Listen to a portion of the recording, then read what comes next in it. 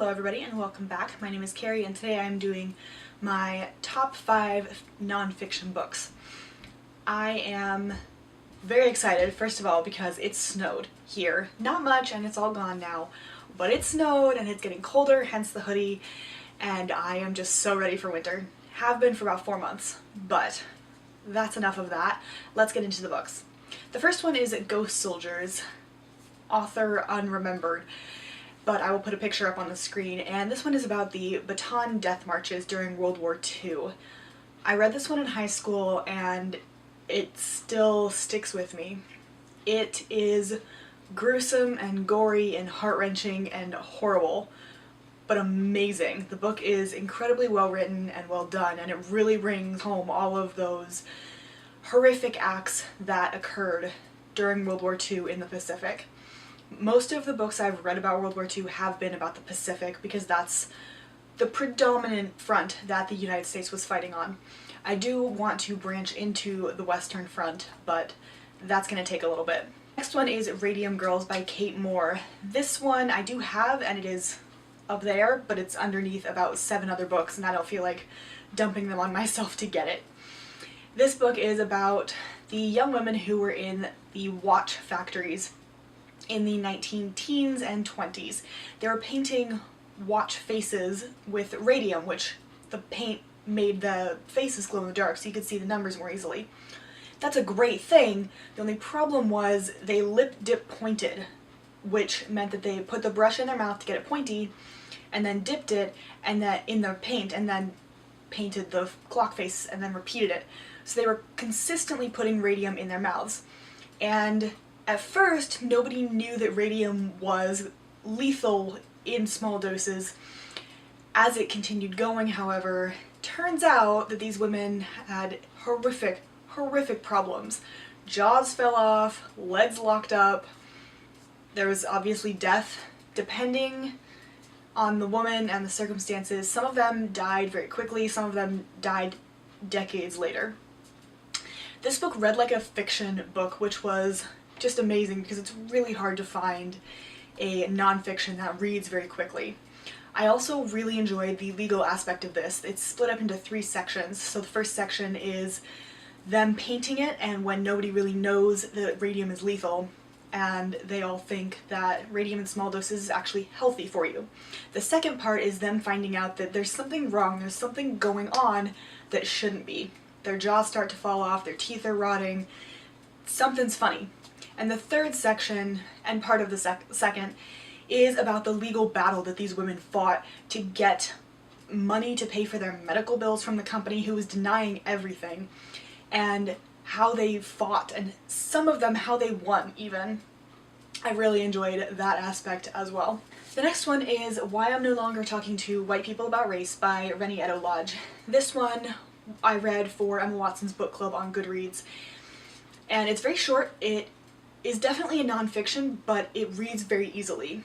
I think this was a great discussion of racism in the UK and how it is still very prevalent, despite the fact that the UK, oftentimes similar to the US, says that we don't have it. I think in the US we're finally waking up to the fact that we are very much so still racist. We've just institutionalized it in a slightly more subtle way for people who are unaware. And I really enjoyed this book because it, again, brought home a lot of these things, and I could point out many of the similarities between the UK and the US and what's going on now and what has been going on for many decades. And now we go back really far in history because you guys had to know this was coming at some point.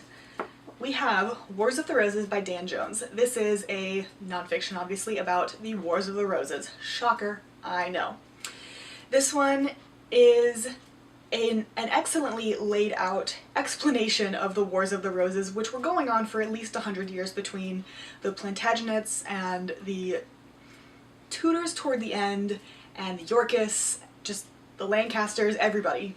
Everybody is involved in these wars, and it's incredibly complicated because most of the time they're brothers or cousins or somehow related, and everybody has the same names because British royalty and nobility have all of 5 names for each gender. It's ridiculous. Anyway, I really enjoyed this book because it laid it out very well and was easy to follow. He also provides family trees, which, as you may have noticed from my little rant, is incredibly important. Dan Jones is one of my favorite nonfiction authors because he writes very much so about the time period that I'm interested in, the early Tudors / Wars of the Roses into the Tudors, and he does it very well. There's a lot of personality, a lot of sort of subtle sarcasm in this book, which made it really fun to read. And the last one is The Burning Time by Virginia Rounding. This one is about the religious problems, we'll say, and the changing of religion during the reigns of Henry VIII, Edward VI, and Mary I. Edward VI has all of the chapter, and I think that was really well done because Edward VI was 9 to 13 when he was ruling, 9 to 15 when he was ruling, and technically he wasn't doing a lot of ruling, he was just signing the things that his uncle and Lord Protectors put in front of him. Henry VIII went from Catholic to Anglican to Catholic to God knows what, because his 6 wives were very influential even though he beheaded 2 of them. Not the point. And then Mary burned several hundred Protestants because she was just determined to bring the country back to Catholicism. Clearly that turned out well. This book is not a conglomeration of biographies on all the different martyrs, which I really appreciated because that would just be kind of boring. But it links all of them together and shows how each of them have a very specific place in these martyrdoms. For example, Anne Askew is incredibly important, specifically in Catherine Parr's time, because Anne Askew was a lady of Catherine Parr. I did really enjoy that, and I learned a lot about religion and some of the differences. For example, transubstantiation. That was a huge issue because the Catholics of the time believed that the communion bread and wine actually turned into Jesus's blood and body, whereas the Protestants said, no, we're not actually cannibals here. We're just representing his blood and body with the bread and wine. And I think that was a very interesting point to be so contentious during this time. As you may have noticed, there are no specifically Elizabethan books on this. I will be doing another video on some of my favorite nonfiction books about Elizabeth herself, because if I had not excluded those from this video, they would all be about her, and that seems ridiculous. Because there are other nonfiction books out there, these 5 listed for example, that are good as well. I will be uploading that video sometime in the next couple of months. But until then, my Goodreads and Twitter are linked down below. Like and subscribe if you will please, and I will see you all in my next video. Bye.